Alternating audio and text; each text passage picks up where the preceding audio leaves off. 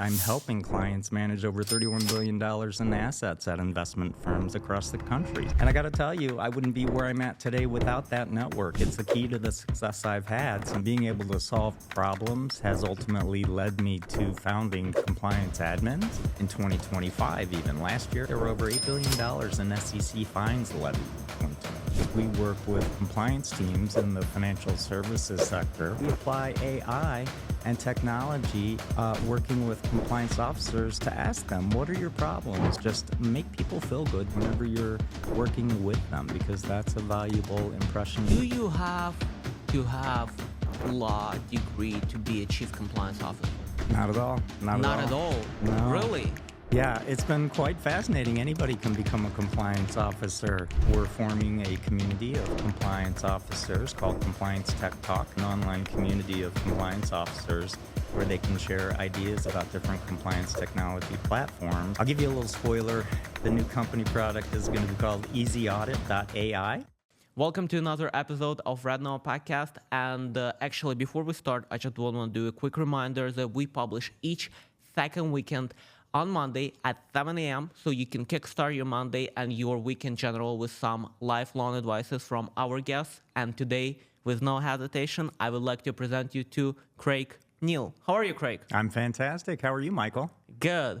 And so let's just jump right into the topic and explore, for those people who might not know you, what do you actually do and what kind of company you run? Because I know that you do run the company. Absolutely. So it's called Compliance Admins, LLC. It's a limited liability company driven by me with a 21-year career in compliance technology. Basically, I started my career in accounting, became a system administrator, and really throughout my entire career, I've been managing people, systems, and being able to solve problems has ultimately led me to founding Compliance Admins. What we do is we work with compliance teams in the financial services sector to ensure that their companies are maintaining and complying with SEC regulations. So basically, think about Bernie Madoff. The entire catastrophe that he helped cause. It initially started with Enron, which resulted in the Sarbanes-Oxley Act, and that sort of put the gas to accelerate the compliance niche for oversight at financial institutions. So what they need to do is make sure that they're protecting investor assets and avoiding fraud. And so that's what really led to the creation of my business, the Compliance Admins, because what these people need is somebody who can take control of the technology to automate all the tasks that they have to perform in compliance with SEC-dictated guidelines and regulations. And so that's where I come in with a technology background and an aptitude for solving problems and being really a people person, because you can come up to a company, their compliance officer, and some of them, I'd say the very minor number, are technically affluent. And so you give them a little bit of guidance, give them minor instruction on the platform, and they're off and running with it, and that's great for them. But the majority, over 90%, are typically administrators, lawyers that have sort of fallen into compliance, and they're not tech savvy. And so they need somebody like me and the support of these tech firms to really enable them to make the best use of the platforms to protect their firms. So basically, they know what they have to do to comply with the SEC. They just don't know the ins and outs of the technological platforms that they have to use. And so that's where a firm like mine comes in, to consult with them, make a best recommendation that serves their interests, protects their firm and investors. I see. Well, so actually, let's get back to the scheme that you mentioned, the Madoff, because I think a lot of our viewers have no clue what's that, and it actually was a big thing back to 2000 and what? In the early to mid-aughts of the 2000s, Bernie Madoff was running a Ponzi scheme, defrauding investors, and it was similar to the corporate fraud that was occurring at Enron, where there was a lack of transparency and oversight. And so that was what spawned the Sarbanes-Oxley regulatory regulations and caused corporate oversight to be mandated by the government and corporations. But that's really what exploded the compliance niche in terms of needing SEC oversight. It's I do remember that they probably lost like 14 billion. So people lost in general 14 billion. Right. And that piling, sort of going back on top of the Enron scandal with Bernie Madoff, what that really did was critically highlight the need for oversight to protect investors.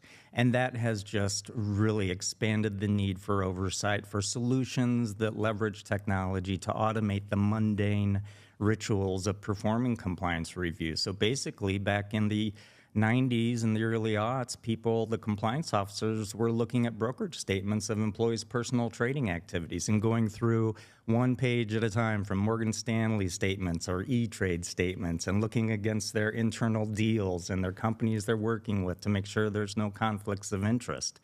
And that's where technology and these administrators come in to say, well, we can help you automate and smooth out all that confusion and let you focus on the value that you bring, which is expert interpretation of the regulations. You provide the CCO expertise at the firm, and we take your direction and make it work in the technology to give you the outcomes, the reports you need to provide and submit to the SEC that show them you're doing everything that you said you were going to do in order to mitigate and avoid ever having another catastrophe like Bernie Madoff. I see. Interesting. So you're basically, for those people who might know how that works. So basically, we have like the financial institution, let's say like a Chase Bank, and they have the employees, right? Right. And so And- what do they do? Yeah, so in Chase Bank and in any corporate environment, employees have to abide by the code of ethics and the policies and procedures set forth to protect the firm's reputation, to protect the assets of their investors. And in financial institutions, that's paramount to our role in compliance in this very niche community that I've worked in for the past 20 years and been fortunate to really help compliance officers to monitor the activities of employees and to make sure they're not engaging in any outside nefarious activities, such as working on a deal where they have insider knowledge and they know it's about to go public, so they buy some shares of that stock. Well, in a system like a compliance technology platform that's used by these officers, they'll be able to review that employee's trading activity because we connect directly from this software to the banking institutions, the brokerage firms, wherever their assets are custodied. We provide a connection, bring in that data electronically, eliminate the need for compliance officers to monitor everything manually. It's all automated now, and it's even getting faster with AI, of course. So that's really where we're seeing monumental strides in technology, and it's a super exciting time to be alive, too, because just think about, for example, anytime you want to write an email, and you want to word it perfectly, you want the tone to be just right, you know what you want to get across, but you didn't major and get an A in English or whatever. So you just kind of brain dump the thoughts into an AI program and it spits out exactly the way that it needs to be worded perfectly. And that saves you 20, 30 minutes right there. And you're spitting out that email in less than a minute. And so we apply AI and technology working with compliance officers to ask them, what are your problems? Where do you encounter the most difficulty? And the most often we hear it's with, I don't know how to use this technology. I know it does what I need it to do. I just don't know how. And so that's where I come in, and my team of admins, we analyze and meet with the client. And we'll talk about this a little bit later, but we'll explore the themes of AI and technology and how fast everything is evolving in the world right now. But the most important thing is that human element. And it's been foundational in my career from day one, having a positive can-do attitude, having sort of that open-ended mentality, wanting to gain insight into other people's perspectives. I didn't start out that way. In my early 20s, I think I was ego-driven, had that desire to conquer the world, and that I was able to achieve and do anything I set my mind out to. And then, life happens. Hard times hit you. You struggle sometimes. And then you persevere and you overcome those challenges, and it makes you a better person. I know that you and I had spoken. Yeah, Uh, we did.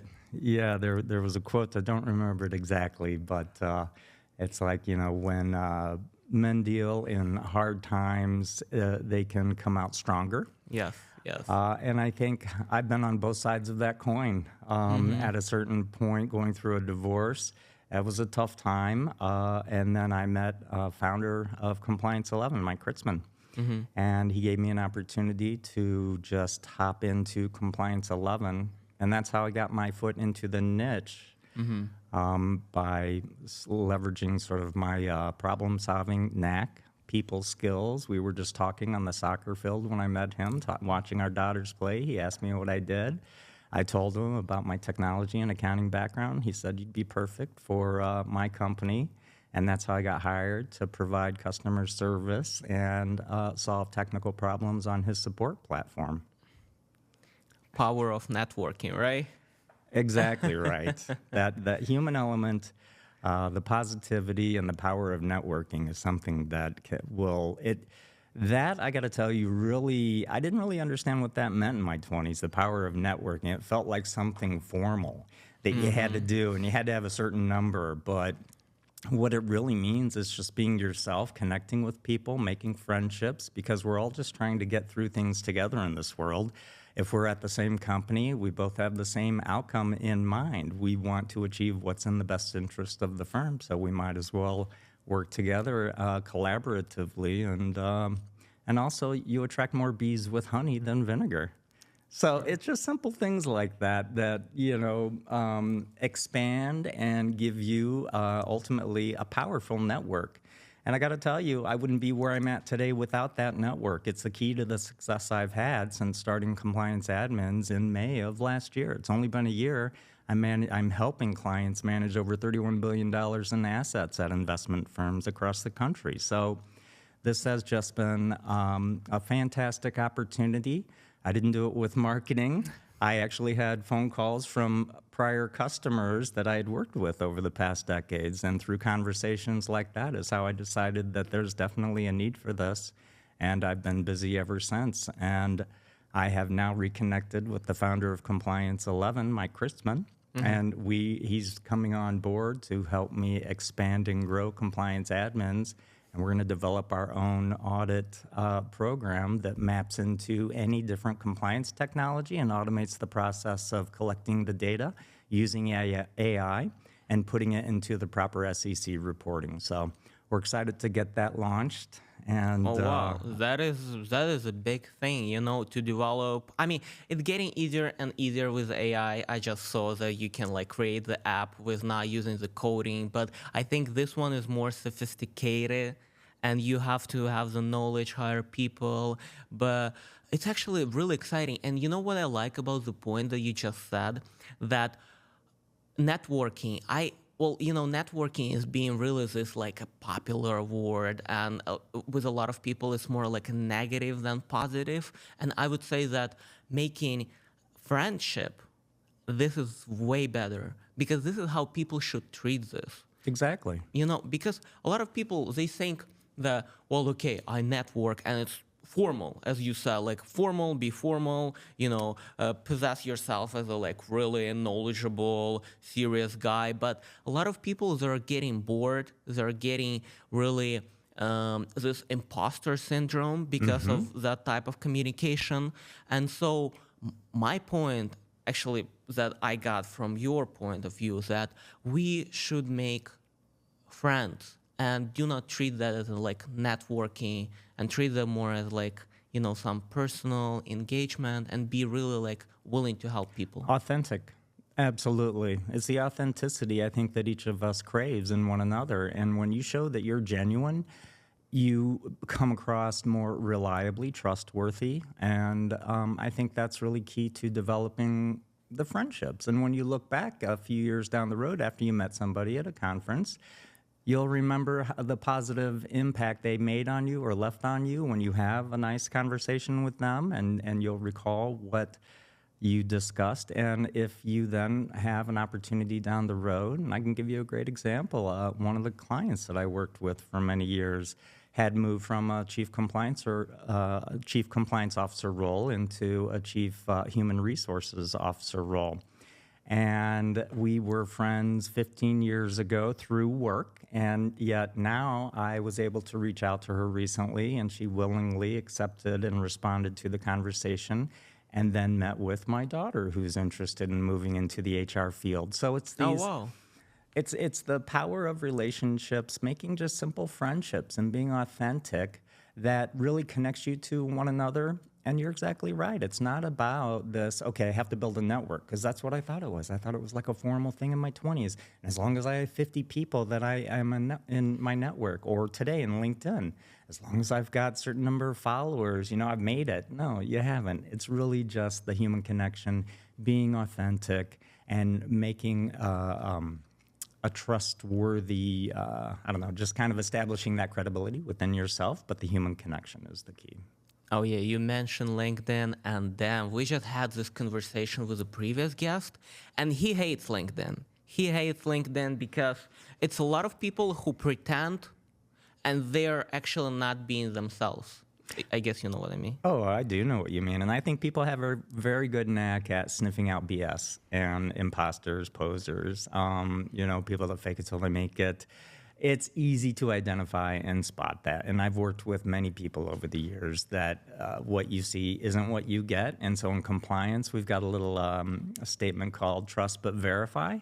So that's why we go through vendor due diligence and really make sure before any financial institution is going to engage with a third-party vendor, sure, they trust them, but they're going to verify and perform that due diligence. And the same thing is true with what you see on LinkedIn. People can say great things and it looks great, but take it with a grain of salt. And if you're really going to reach out and try to leverage what somebody is talking about or learn from it, make sure that they're real and genuine. So. Oh yeah, definitely. And sometimes people are chasing the numbers. Let's say I have 800 followers. I'll be honest with you. I probably know 50 people from those 800 people, Sure. So I guess number is not the goal. I guess genuine connection and being trustworthy, as you mentioned, and establish this connection with people, that is your end goal. Because, It is. And I would tell you in any industry, all you need to do is solve a problem for the person who is looking for a solution. And if you can do that with a personal connection, they'll be a repeat customer. So once you've been able to just be yourself, be authentic, work with them, prove yourself, establish that trust and credibility, they'll be repeat customers down the road for you. They'll come back to you. We've seen this time and time again in the compliance industry. It's a small niche of compliance officers, and they will recommend the same platform from wherever they move, from one firm to the next. And that's great for us in the software side of things. But it all comes back to the personal connection, being authentic. I see. And I would like to ask you actually about those companies. Can you name a couple companies that you are working with, or is it public, and can you do that for us? Sure. I can go back in time and mention a couple like LPL Financial. I spent a decade working at Charles Schwab. They acquired the software company I worked at back in 2011 called Compliance 11 that I've now reconnected with the founder of, Mike Kurtzman. And so it's these investment firms, and it really, what I found interesting is it doesn't matter if they're managing $1 trillion in assets or 150 million at the smaller end of the RIA firms. Mm-hmm. They all struggle with the exact same problem, and that's automating these regulatory requirements that they have to follow. Because if you've got $1 trillion in assets or 150 million in assets, you're pretty much required to perform the same types of responsibilities. And so while they're busy trying to study and keep up to date with the latest regulations, apply their legal knowledge to describe exactly how their policies and procedures need to be formed, we, on the technology side, make that easy and automated for them. I see. So basically your end goal, so they definitely, those big companies, they definitely have their like chief compliance officers that have like law degree or like. It is actually a pretty interesting question for me. Do you have to have law degree to be a chief compliance officer? Not at all. Not at Not at all. all. No. Really? Yeah, it's been quite fascinating. Anybody can become a compliance officer. I would even say, if you're in your 20s starting out, take an entry-level job at any financial institution, and that's a great pathway to get into compliance, because compliance touches every aspect of the firm. They have to make sure that their traders are trading ethically. They're not doing anything illicit or nefarious like Bernie Madoff that we talked about. They're not front-running clients and trying to get ahead of a good price that they're going to buy on behalf of the firm for like a huge block investment.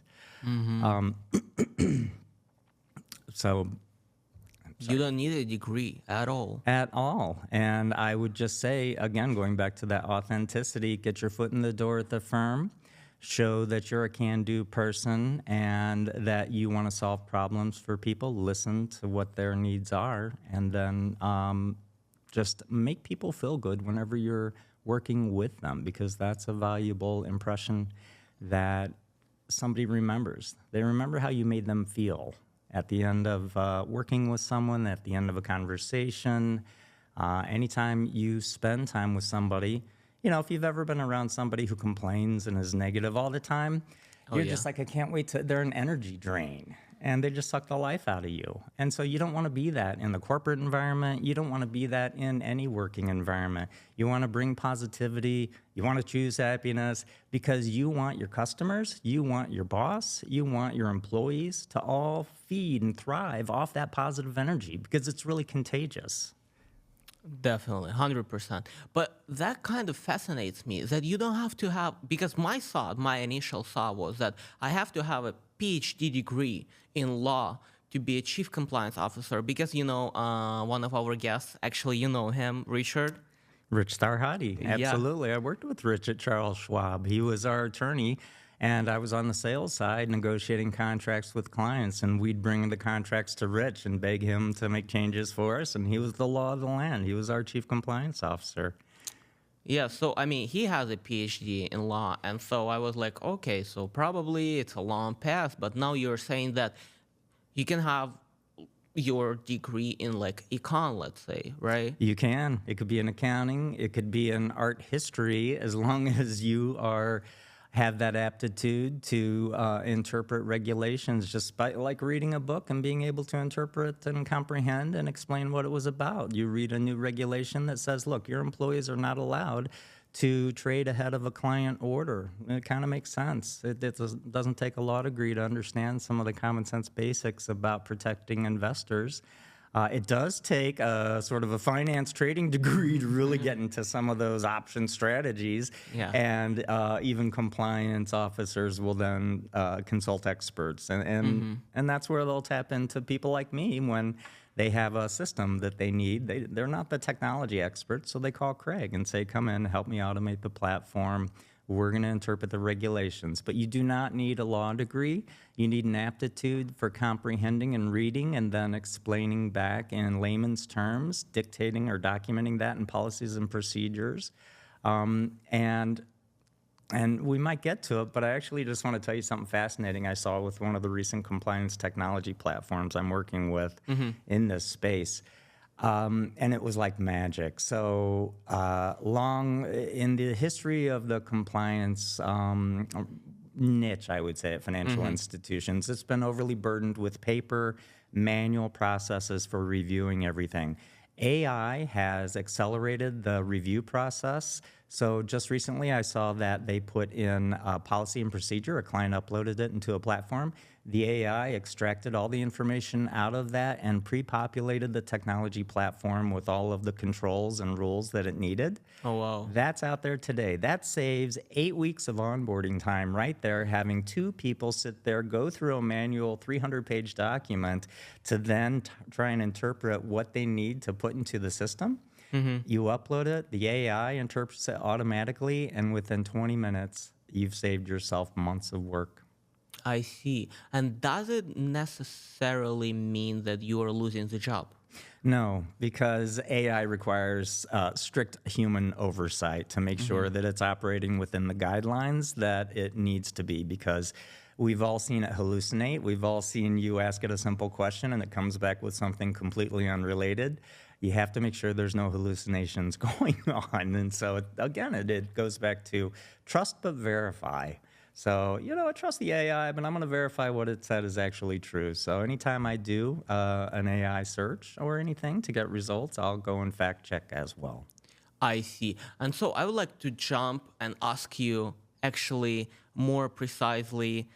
So can you explain us what you do in case of, so we got that you're kind of this, you come with a software, right? So you have a software, you have the company that you're working with, and you're like the manager who is basically managing the software and helping those companies. But how do you do that? What's the process? Can you describe us the process, how you get to the company? What's your first step? How do you talk to people? How do you establish all this, I would say, a machine? How do you establish, how do you work with the companies? What's your first step, second step, third step? And how do you, what kind of platform do you use? What kind of software?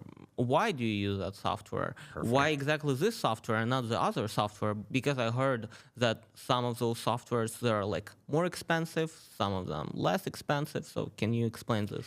Absolutely. And I'll start back in the late 90s when everything was done manually. And so in the aughts with Sarbanes-Oxley, with Bernie Madoff and the need for technology to start to automate these tasks, that's where we found the need. And in our industry, whenever we approach a firm, we'll talk to the compliance officer, ask, how they're handling complying with specific things like, how do you monitor your employees' personal trading activities today?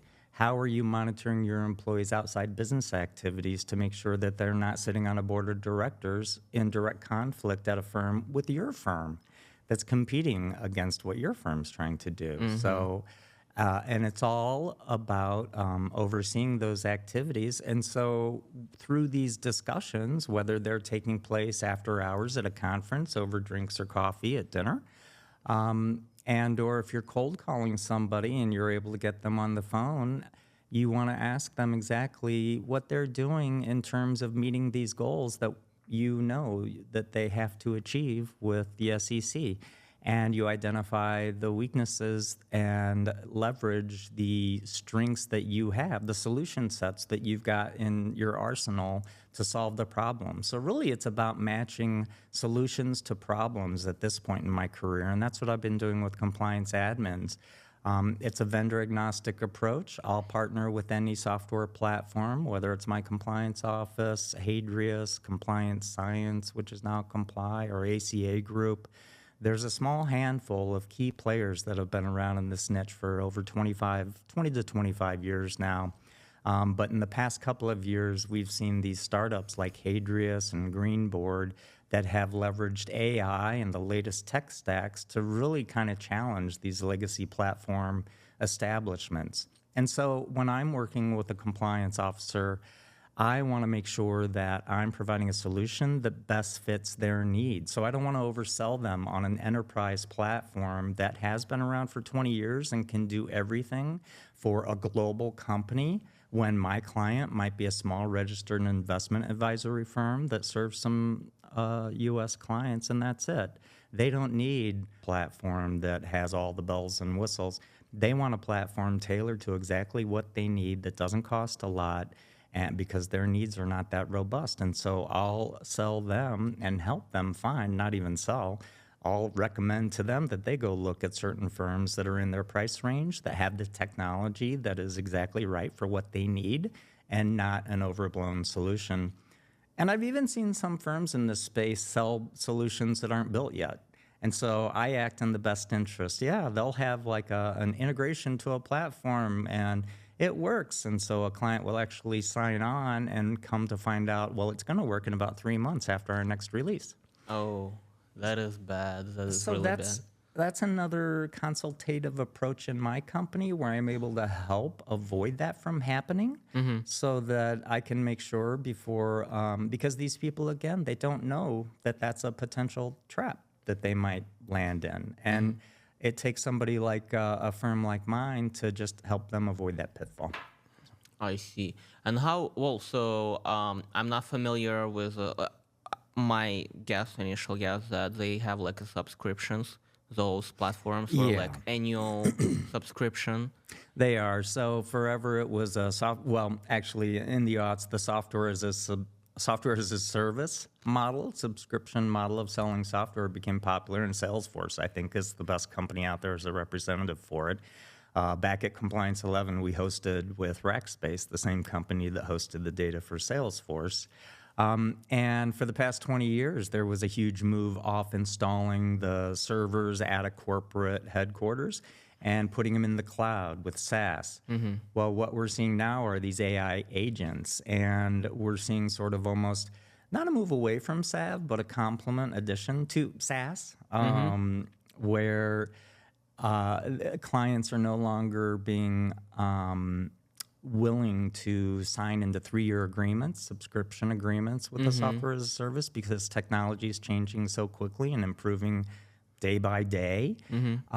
So these newer startups like Hadrius are providing monthly subscriptions. So Monthly. yeah, And how much do they charge? Because it's always like pretty. Because I heard that some of them are really expensive. It can be, and it's not an easy calculation too, because in the world of compliance, it's not just, oh, you've got 50 users, we'll just charge you $50 a user, here's our software. There's all sorts of connections to different platforms now to make sure they're pulling in data. So it's a complicated landscape. And I apologize, I just lost my train of thought. Yeah. So let's say we have a Hadrius. Yeah. Am I right? So a Hadrius, and I have a company. I am a registered advisory firm, and let's say I have 100 employees, and I have 5 sources that I want to manage or I want to track. So how much will the platform charge me? So there are firms that will provide a bare minimum, and it can be around $5,000 for the smallest firms per year. What is the smallest firm? Like 20 users. I mean, you can have 2-person registered investment advisory firms, but the bigger software firms like to put a minimum threshold, so they're not providing software. And typically a firm with 1 or 2 employees, their CEO is also the CCO, so they're probably not going to use an automated system. So it's really about a cost benefit as to when it makes sense for you to start investing in a platform as opposed to continuing to manually do everything. And so I would say that on the low end, yeah, with the newer players out there, you can get away with between $10,000 and $20,000 a year. In terms of the platform, it's it might sound expensive, but it's really not in terms of the risk that you're avoiding. Because when the SEC comes a knocking and they take a look at your books and records and find that you have not been doing what you're saying you're going to do, those fines can be millions, hundreds of millions of dollars. You read about them in the news and that's what sort of drives these firms like mine to say, you don't want that to happen to you. Let us help you avoid that risk. Might cost you 10 or 20 grand a year, but it's going to save you millions. Yeah, right. And also, I think if we count from the perspective that how much you pay to like a chief compliance, like you have to have more staff. So I don't know. I'm assuming again, average salary is like 70,000, 80,000. For a chief compliance officer, Yeah, it's way more than that. Way more. Well, yeah, for a chief compliance officer, it's like over 200 grand, I would say. But for like the average, let's say, employee who, like, let's say we have the chief compliance officer, that's like 200K. Then we have two, let's say, two like just the average employees, chief compliance, I don't know how they're called, chief compliance. Compliance analysts. Analysts, compliance analysts, 2 compliance analysts. So you have, well, like what?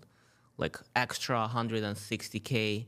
But at the same time, when you grow to that level, when you need more employees, so it will be additional 80,000. So, and if you're saying that you can spend, let's say, not even more than 20,000, let's say even like 40,000, still makes sense. Exactly right. And that's the whole trade-off too. Do we hire more or do we automate? And in today's age, everybody's trying to automate, cut costs, especially in compliance. It's a cost center. It's not a revenue generator. And so that's another challenge for compliance officers continually, is doing more with less.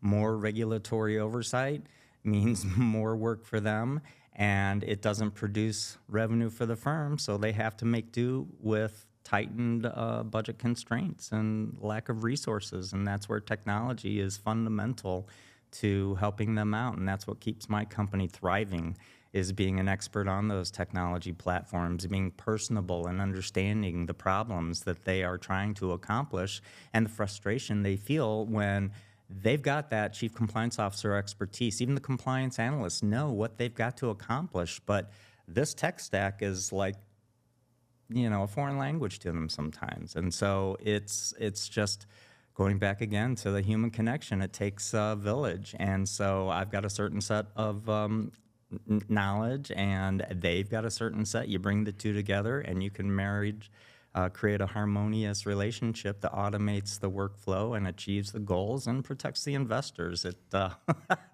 You can make it sound very noble, I guess, but it's a lot of fun too, and it's all just basic human connection. I see. Sounds like a really tedious job. Thank goodness for AI and automation to automate that. And again, I'll take you back to the example of writing an email. It's tedious thinking about how to put that grammatically correctly. Well, just brain dump and boom, it cleans it up. Same thing with AI. The CCO knows what they need, brain dump it, and it will translate and fine tune and save time. I see. And do you oversee any problems in those apps that you kind of like always bumping into, and like you're like, oh damn, gosh, I can't deal with that. Do you see? A lot of times there is frustration with the technology apps, especially the legacy ones. And I can tell you, going back to my experience with the platform I started with 17 years ago, Compliance-11, we built it from the ground up, and it was later acquired by Charles Schwab, and it no longer exists today. But the problems that we saw then and that we see every day now are just the complicated details of how it works. And I'll tell you, one of the biggest issues in the employee trade monitoring space is the lack of a standardized set of data guidelines by the SEC that says, I don't care if you're E-Trade or Charles Schwab or wherever you're allowing people to hold brokerage accounts, you need to allow the data being traded to come out in a standard format so that we, the SEC, can treat all trading activity the same. So where we still to this day have the biggest challenge is in disparate systems that have different standards. So E-Trade's giving you trading activity, and they're calling something an ETF that another platform sends to us as a mutual fund. And so we have two of the same exact securities that were traded being treated differently because of the way the data was sent. And so the challenge has been normalizing that data in these compliance platforms, and the burden's been placed and left on the vendors who are competing against one another. And so there's no unanimity, uniform normality in the data that people are using, and that creates gaps, that creates data integrity issues. And so I think the biggest challenge in compliance today is data integrity as far as personal trading oversight goes. I see. And so you mentioned that you're actually building the app. So can you explain us why do you build the app? What's the purpose? Because I just want to point on that fact. Building the app is not easy. Well, because you invest in development, you invest in marketing. There is a chance that you're not going to find a client. even if you're super established and you're going through a lot of mistakes, and usually it takes from 5 to 10 years to, kind of lift that from the ground and start making some revenue. I'm not talking about like the profit, even like the revenue. Yeah. So it's like a long path. It's again, it's not an easy path, especially now. A lot of apps, I guess, it's getting easier and easier with all those applications or software solutions build anything in a AI, in like coding world. So Yeah. why do you do that? What are your goals? What do you want to solve? And what kind of, again, you mentioned that you see this problem with data arrangement, and that a lot of people, let's say, they're using different like compliance solutions, compliance softwares, and they all treat this data differently. But how will you solve, and are you going to solve that problem with your software solution? So I am thrilled to be working with Mike Kritzman again, because he and I are going back to the way that he started with Compliance 11, and that is with talking to the experts in the field, the compliance officers. And he did this back in 2005 with nothing more than a PowerPoint slide and a bunch of ideas that were formed based on talking with chief compliance officers that had no technology at the time to do what they were required to do. And so he and I have been working to provide and start with the exact same approach. We're forming a community of compliance officers called compliancetechtalk.com.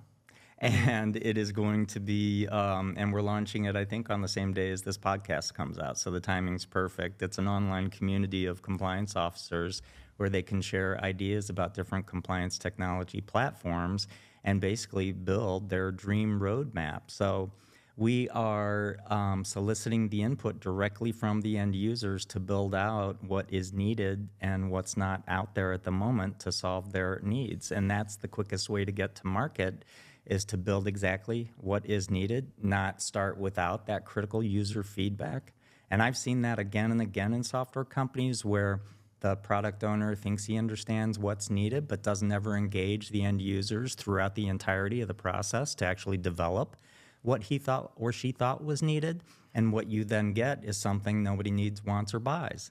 Well, the Compliance 11 approach Mike Kritzman took was the opposite of that. It was only build what they need. And we started with the most viable, most important product back then, which was personal trading oversight, and expanded from there to include capturing the disclosures and outside activities of employees.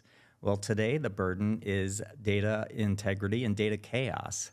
And so what we are starting to do is to solicit the ideas about exactly where those pain points are in terms of providing data to the SEC. And we're going to work to automate that process regardless of the compliance platform that they currently use. What we're building will be an interface to take that data and automatically port it into SEC reporting format, so that they're not overburdened whenever those reporting deadlines come due. It's almost like if you work at a corporate financial reporting company, you're the external reporting required every quarter to provide your quarterly 10Q reports. Every end of the quarter, you're crunched up against that deadline. Well, the main critical problem here is they're stuck trying to get this data out of their compliance programs and give it to the SEC. So we're going to automate that whole process and make it something that's no longer a headache, just like what was done in this compliance niche where people were just doing everything by paper, and they automated it with technology. Now we're going to take the mess of chaotic data and streamline that into an automated reporting that just smooth lines that whole connection from compliance platform to SEC platform. Smart. And but my question is, so those software companies like My Compliance, Hardius, Greenboard, so they haven't done that yet? No, their bread and butter has really been going after the niche that's been here since, I think, the mid-aughts when I got my start and when Kritzman started Compliance 11. It was that need for automated It was the expanded regulations that created the burden of all this extraneous work that had to be automated. The I think that the way the industry has evolved in terms of the systems have grown to try to be enterprise systems, and they've got hundreds of clients that are smaller trying to make sense of those systems that are hard to use. The data, they don't know how to get the data out they need. And so that's still, I think that's evolved into a problem that didn't exist before because there was no data to begin with 20 years ago. It was all paper. Now we have the data and it's organizing and making sense of it so that it's easy to report back. And so I'll give you a little spoiler. The new company product is going to be called EasyAudit.ai. So that regardless of the compliant, easy, AUDIT.ai. Yeah. Just like AI, okay? Exactly, yeah. And so it's going to be able to sit in between any type of compliance technology platform and suck in the data and basically spit it back out to the SEC. So it's going to sit in between as a middle layer and automate that process. So it tackles the challenge of data chaos. I see. I mean, it's really smart. Those companies, they haven't done that yet. You have this niche that you can fulfill. And actually what I see, I mean, you probably thought about that you are talking to many, many companies and helping them with those software solutions, like exactly like compliance, my compliance, Hardius, Greenboard, but you by yourself actually experiencing and see this problem that you can really, as you mentioned, transfer the data from this software solution, like let's say my compliance, to this SAC report, right? The SECs, they've got a Form ADV, U4 filings. They have filings they have to, for all their registered reps that are providing and performing trading activities on behalf of the firm for their clients to make money for everybody. All that has to be overseen. And those employees who are registered, they have strict requirements for what types of outside activities they can or cannot engage in.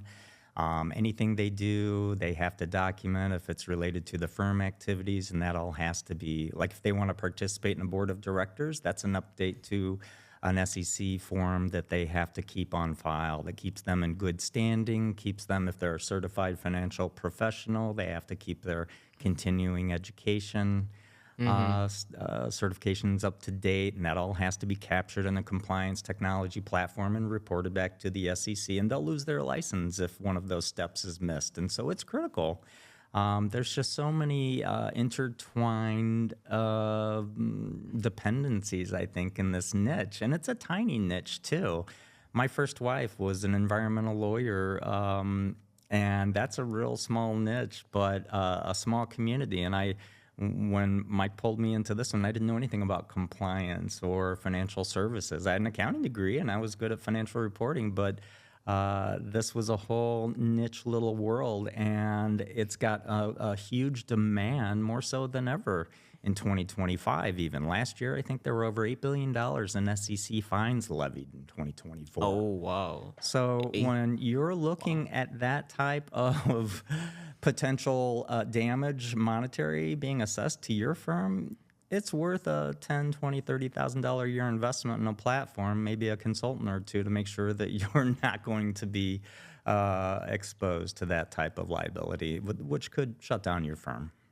Definitely, like it's a lot.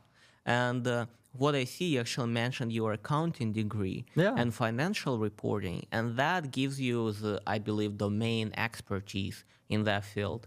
This is how you are able to navigate those like really hard data-driven apps, software solutions, and go and see through the like. I don't know if you use the you probably don't use the income statements and like cash flows and all of that, but not in compliance, but that is exactly what my career started at when I was a manager at Illinois Tool Works in the late 90s. And it was also the stepping stone for me getting very interested in information technology. So I was the internal financial reporting manager at Illinois Toolworks, responsible for collecting income statement and balance sheet reporting from over 600 different independent business manufacturing units around the world. And so I think it was 1999, we built this platform, the first website-based software platform at Illinois Toolworks called FRIDA, the Financial Reporting Input Document Application. And it was a website that allowed the business unit controllers to take their income statements and balance sheets, put them into that website, and then we, in Chicago, at the headquarters where we worked, collected it into our Hyperion financial reporting system.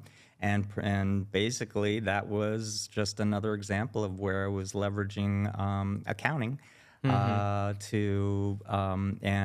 technology to just solve problems that existed. And yeah. So. Wow. Yeah. So definitely domain expertise is present because we just talked.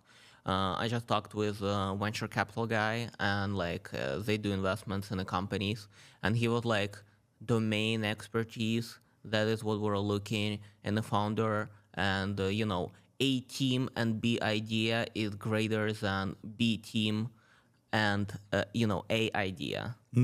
And I believe that's true. Especially in this niche, I've had people that have come up to me at conferences, and I just love talking about this. I have a passion for it because it just benefits everybody. And in these compliance officers, they're all trying to achieve the same thing, interpret the vague SEC regulatory guidelines. And so it takes a community, it takes a village to bounce ideas off each other.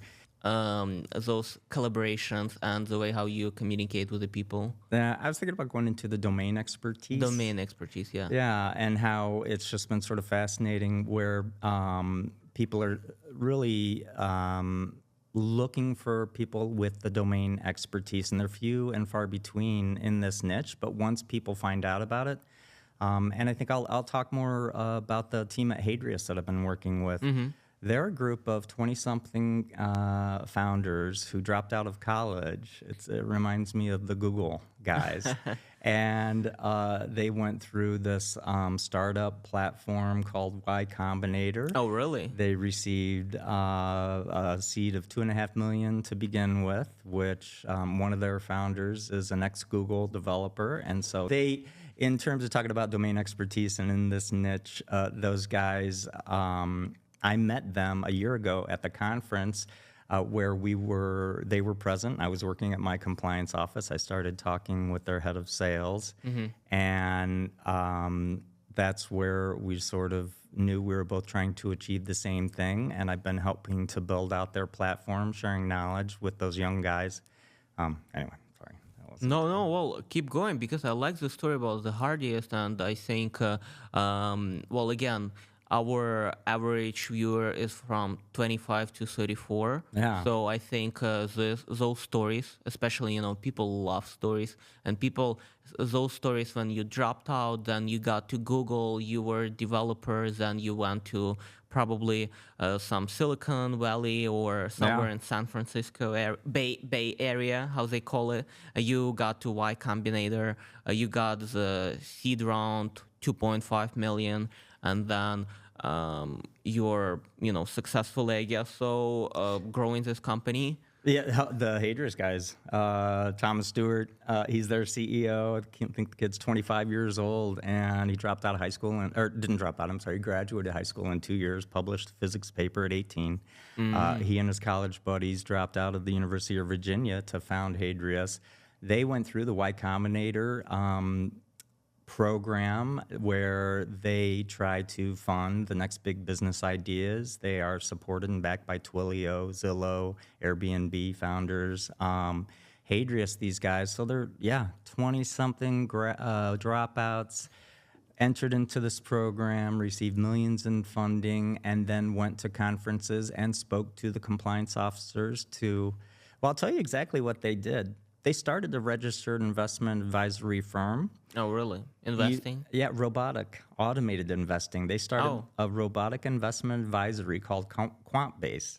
platform-based, okay. And that's what their first Y Combinator platform was. And through that is when they got exposure to the compliance world in financial institute services and realized there wasn't a new platform out there that did what they needed to for a firm their size. And that's what I was talking about in terms of legacy platforms that have grown into these enterprise, all-encompassing, they'll serve global clients, platforms that are overpriced and way too much for a smaller firm. Hadrius, they built from the ground up a compliance technology platform serving the needs for exactly what they needed at a smaller registered investment advisory firm. I met them at a conference, and just through a conversation about, compliance and trying to achieve things, I learned what they were doing, and they were just starting out by doing things the right way, asking where the problems were. They felt it, they lived it, they knew, and they kept asking and probing, and have now developed a platform that solves things we were working on 20 years ago at Compliance 11, the same personal trading oversight, outside activity monitoring. But to go to your point in terms of, why aren't firms like that doing that next step of automating that middle layer? I think that's because the disparate, there's no standardized, I think the technology didn't exist. The manual effort to map data requirements was one challenge. It wasn't worthwhile from a cost benefit because you could build anything with enough time and resources, but it doesn't justify the cost to automate, or at least it didn't, that middle reporting avenue. But these days with AI, it does, and that's where Mike and I are going to help these compliance officers continue down being a low-cost center that has tools that are affordable and benefit them and serve as a win-win. Yeah, and do you have the MVP project? Is it like, do you have the app established, or you're still working on it? We're proof of concept right now. Okay. And yeah, it's an idea I've had since I started Compliance Admins last year. And it's just been something that I've taken my time to sort of hash out. And Mike and I are friends from the North Shore. We play pickleball together these days. And I've just been telling him, what I've been thinking about and doing. And he's got really excited about the idea. And so we're actually kicking it off next week, I'm bringing him in to meet with the CEO at Hadrius. We're meeting with other compliance officers next week to really start hashing out the prototype, the MVP. And so we'll have that in the next 30 days. That sounds amazing. And so is it the meeting that you were telling me about, the New York one, or your meeting? This is it's both. So the New York meeting is where I'll go out with Hadrius, and that's going to be a part of the Compliance Tech Talk podcast. Oh, okay. Yeah, so this is really a fun opportunity to meet with you here because I'm actually going to be talking with compliance officers in a Compliance Tech Talk format where they can share ideas and we can help. They'll have the opportunity to tell other compliance officers how they're leveraging technology to achieve certain goals.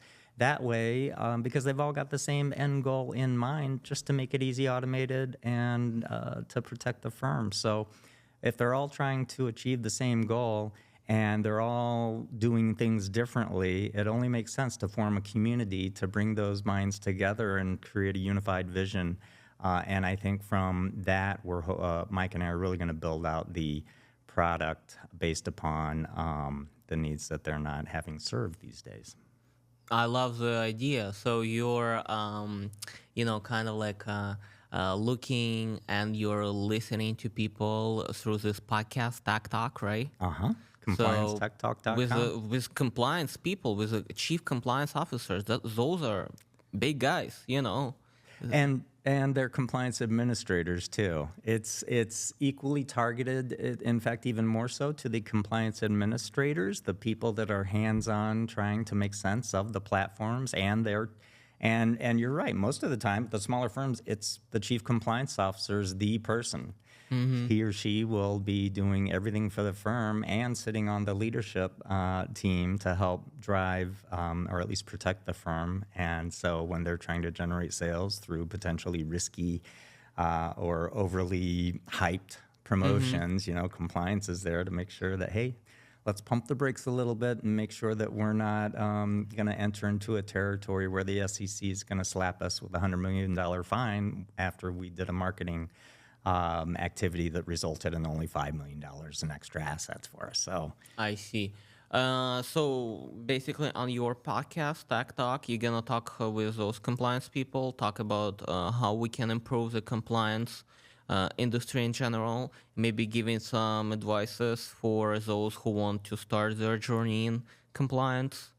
I could tell you right now, if it's any advice I would give to somebody who wanted to start into the field of compliance, get an entry-level job at a financial institution and just start to learn the ins and outs of what makes that business run and make friends with the people in compliance so that you understand first, you're learning the ins and outs of the activities related to the financial institution, the trading activities, and what your goal is.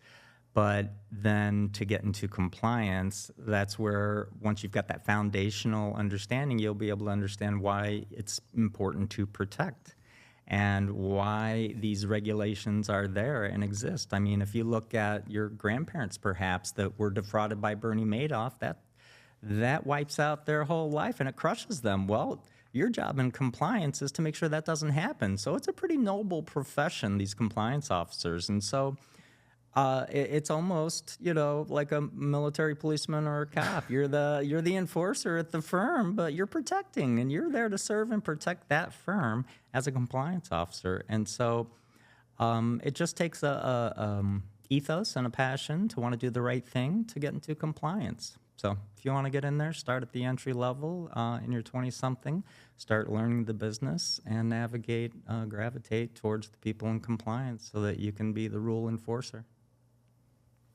And I like that. Yeah, it's so easy. It's like, I would say, easy to say, hard to do. You know what I mean? But a lot of young people, they're like, oh, I can't find a job. It's so hard. I'm like, look, first of all, it's gonna be hard. Like, your first job is not gonna be your dream job, right? Oh, yeah. Or your second, third, fourth, whatever. But if you're really passionate, if you have this, something inside, and you know that you want to be in that field, start networking, or I would say making friends and helping people. And learning. Go to YouTube. The resources are there today. 20 years ago, you had to learn through books. These days, the internet,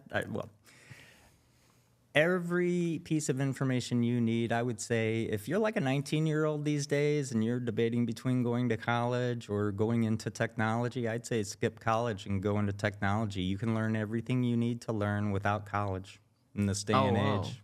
Yeah. That is a bold claim. What about if I want to go to financial services? Do I need the degree to go to financial services?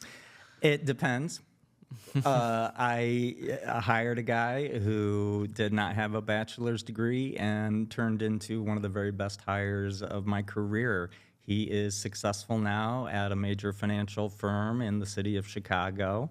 No bachelor's degree, just work ethic, smart. I'll tell you, as a person who has a college degree and went for years, I'm not a big fan. I'm a fan of Mike Rowe in terms of, one of the things he says is we give money left and right to students to pay for these extra unaffordable colleges, and now we want to give them loan forgiveness. Well, what about the tradespeople who took out big loans to buy their manufacturing equipment and they don't get any loan forgiveness? So I just think college was something that was overhyped for decades and decades, but you get more value by just being real with the people, learning what you need to do to solve the problems for them. And it doesn't take me studying geography of Africa to be able to troubleshoot and solve a technology issue on a compliance platform. But I did study geography of Africa. Thanks, college. Yeah, 100%. It's a lot of those, I would say general requirements that Uh-huh. you have to fulfill that may not or may help you in the future. I would say yeah. It really depends on industry where you go. It depends on you because for many young people, look, let's be honest, today in our world, a lot of young people, what I see, unfortunately, again, maybe I'm being hard on people, etc., but they don't know what they want to do. They're like, oh, life is hard. I can't like find the job. I have to work this job. House market is so expensive. How am I gonna afford the house? But well, look, nobody told you that it's gonna be easy, right? I would say that if you are choosing do not go to college, you're probably making your life even harder. Maybe what's your point? What's your point on that? It depends. So it comes down to perception as well. For me, I had the perception I had to have a college degree or I wasn't going to amount to anything in life. And I think a lot of us were like that. If you don't get that college degree, you're going to be a blue-collar worker. You want to be a white-collar worker. That's no longer the case anymore these days. Technology has accelerated the rate that people learn and given information, made it accessible to people without having to go to an expensive college. You can learn the exact Harvard information online at your home that you can learn by going to Boston full-time. And in fact, when my daughter was at Colorado, she went there during COVID, and the first 2 years of her college experience were spent at home. Oh yeah, the like COVID time and this online education, I think is like the biggest fraud in Right? our like from 2020 to 2023, 2022. I think those people, I actually feel sorry for Yeah. those people who were studying during that time because I believe when you're doing that online and especially like ChatGPT just came out and people started using that cheating and the institution were not prepared for that amount of cheating, and now we have like a huge population that have a college degree but they have no clue what they're doing and that kind of led to, I would say, education inflation. You know what I mean? So like the it's a lot of people on market, even though our like employment rate is pretty good. But what I hear a lot from young people, they're saying it's hard to find a job. It's we're sending 400 applications and we can't get into the job. But in my personal opinion, the problem is that they're doing that facelessly. Right. So, like you're sending a lot of those applications and, millions and millions of people are doing the same thing. Think about how you can differentiate yourself from that mass and like show people your capabilities and again, make friends. Make friends, pick up the phone and call. Email directly to the CEO of the firm that you want to work at. Make yourself known. Show up at the conferences. My oldest daughter, she worked for a firm in Chicago. She wanted to work for a firm in San Diego. They had a conference. She wasn't employed by them. She just showed up and attended it, met the people, expressed her interest. She ended up getting hired and is now managing the Hawaiian and Southern California territory, selling plastic surgical equipment to doctors down the coast because she put her face out there. She made friends. She got people to know who she was. So you've got to put yourself out there. You have to make that personal connection. If you're just one of 1,000 resumes, and I've sifted through resumes when I was manager at ITW and we were hiring financial reporting analysts, you just look at one piece of paper to the next. You don't know anything different from one person to the next, but you remember when you had a conversation with somebody, you remember when they said something that stuck out to you, when they made a positive impact on you, and those are the people that get hired. So network, we're humans, and it just can't be stressed enough in this age of AI and fast accelerated technology that the people, we're us, and you got to be personable. Don't just sit behind a computer screen and hope for the best. That's not going to work. Yeah, unfortunately. Well, or fortunately, I would say so. So, a couple closing questions for you. Sure. If not a compliance, what would you do? If I wasn't in compliance, I would still be in customer service related to technology. Throughout my entire career, I have just enjoyed helping people solve problems. I've enjoyed, and it started in high school with bookkeeping, reconciling a problem. You've got a task and it has to be done. Just completing a task, solving a problem, making a connection, and helping another person solve a problem. That feeling of victory, I think, celebrating a win, just those things that give us joy. I'd still be doing something with people and relationships. Heck, I'd even do retail to have the opportunity to connect with people on a daily basis. So, yeah, Amazing. if not in compliance, it would be in technology. I see. And when is the first episode of Tech Talk? That's a wonderful question. So I'm giving you. So I want you to give me the date, so you kind of feel obligated that you have to, make it on that date. I love it. And I will tell you that Mike and I have talked about this, we already have our first guest lined up. So let's say May 15th, we will publish the first episode of Compliance Tech Talk. And I will not give away the guest yet. Nice. But she is a chief compliance officer with many decades of experience. That sounds amazing. And actually, guys, for those who want to see the Tech Talk, all links will be below in the descriptions for Craig's company, Craig's LinkedIn. If you want to ask some questions, I believe Craig will be more than willing to answer. Happy to. Anytime, day or night. My number's on the website. Give me a call, text, email. Happy to answer questions about compliance, financial services, or mentoring anyone in their 20s.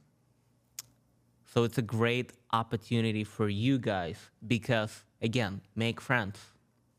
This is how you can establish yourself and make the difference. So if you want to be in finance field or if you want to be in a compliance, exactly, just ask a couple questions. And again, remember, also Craig's company that they're kind of building and all this MVP, also the link will be in the description below. And I just want to say thank you that you viewed this podcast, and thank you, Craig, that you came and you shared your really a lot of insights. What I'm finding when I'm talking to people, that you guys, with all your lifelong experience, you're saying that key points from our conversation and from other conversation. I'm kind of summarizing that networking and building connections and perseverance and establishing yourself, being trustworthy. This is the way to go. Keep it real, keep it authentic, be yourself. That's what we all crave for, is that human connection. Don't let technology get in the way. All right, guys. Thank you for watching this episode. See you in the next one. Bye-bye.